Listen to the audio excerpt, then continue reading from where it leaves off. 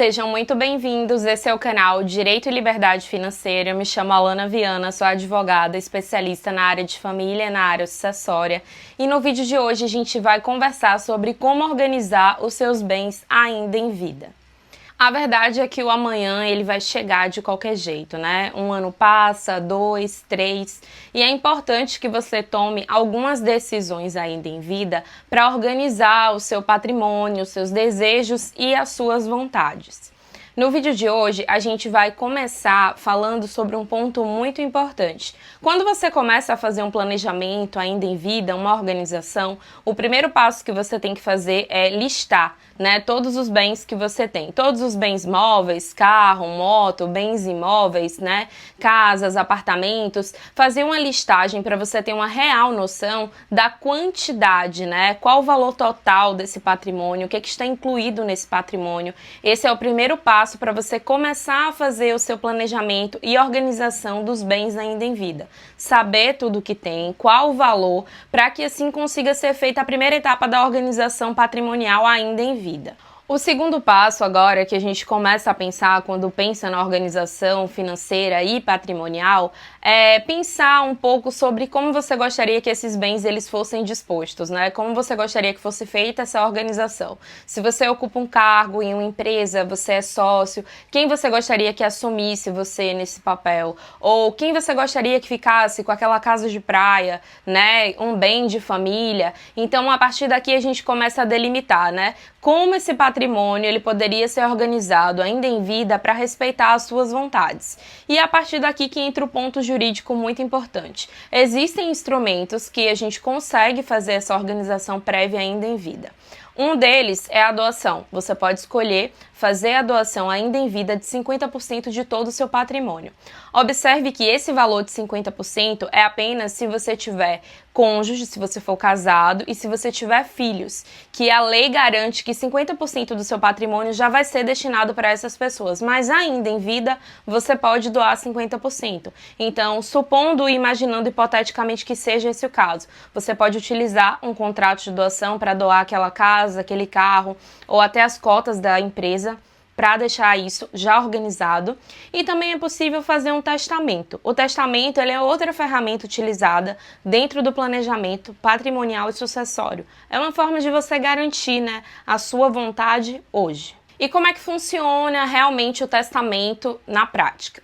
Bom, o mais indicado é fazer um testamento público, né? Aquele feito com auxílio de um advogado especializado na área no tabelionato de notas, porque ele é um documento público que tem fé pública, logo ele tem mais segurança jurídica.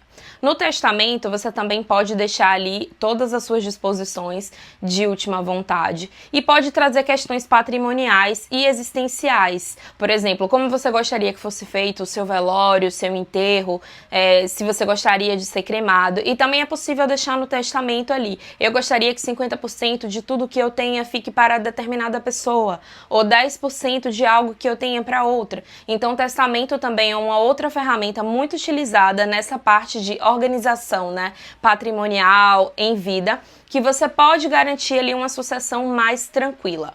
Para além da doação e do testamento, existem também outras ferramentas não jurídicas que podem ser utilizadas. E agora nós vamos começar a falar um pouco das ferramentas não jurídicas. E aí entra a figura do seguro de vida. O seguro de vida é uma ferramenta não jurídica muito importante. Acontece o seguinte, a partir do momento que a pessoa que tem um patrimônio falece, para que a família tenha acesso aos bens, às contas e tudo, é preciso fazer a abertura do inventário. O inventário ele é um processo demorado e que tem um custo muito elevado, porque tem pagamento do imposto, tem os custos com um advogado, custas judiciais ou os custos do cartório, se for extrajudicial.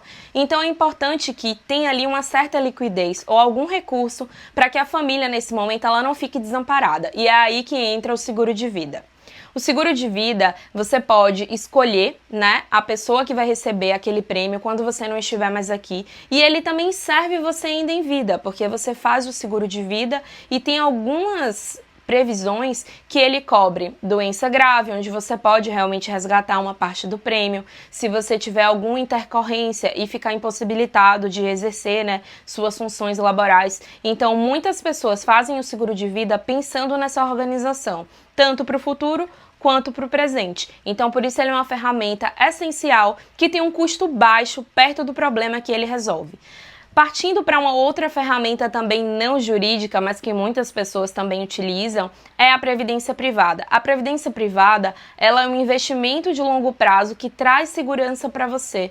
É basicamente um investimento que vai ao longo do tempo ali aumentando a sua capacidade, né, financeira, para que você consiga ter acesso a algumas coisas, né, algumas facilidades. Por exemplo, pode ser utilizada para dedução no imposto de renda, poucas pessoas sabem sobre isso. E também pode ser escolhida, né, a pessoa que você gostaria que recebesse também a previdência privada. Então, essas ferramentas, combinadas com as ferramentas jurídicas, permite ali uma organização em vida muito mais segura e já garante ali uma economia também processual, porque são procedimentos mais simples, que você faz de forma extrajudicial. E agora, para a gente conseguir entender, através de um exemplo hipotético, como funcionaria a doação, que é um dos instrumentos jurídicos utilizados, a gente pode pensar o seguinte, vai aparecer aqui na tela para vocês. Luiz e Carla eram casados no regime da comunhão parcial de bens. Já era a segunda união de Luiz, e ele tinha 2 filhos do primeiro casamento, Felipe e Maria. Ele foi adquirindo patrimônio ao longo do casamento com Carla, mas gostaria de deixar ainda em vida os filhos do primeiro casamento de alguma forma resguardados. Então Luiz, ele decidiu fazer uma doação ainda em vida da casa de praia que era da família para deixar no nome desses 2 filhos. Aqui, quando você faz o contrato de doação, há incidência do imposto que é o ITCMD e TD em alguns estados do Brasil.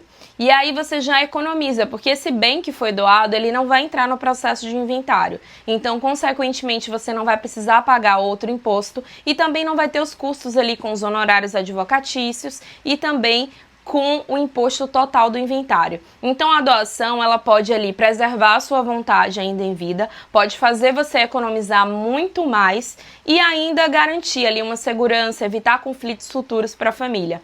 Por isso é importante você sempre procurar uma ajuda, uma orientação jurídica na área de família, na área sucessória, para entender como fazer melhor essa organização em vida, como prevenir esses conflitos futuros, sem, obviamente, deixar que você usufrua dos seus bens enquanto você estiver aqui. Então, é um ato de cuidado, é um ato de planejamento. Fazer algumas escolhas ainda em vida permite que você tenha mais tranquilidade para viver.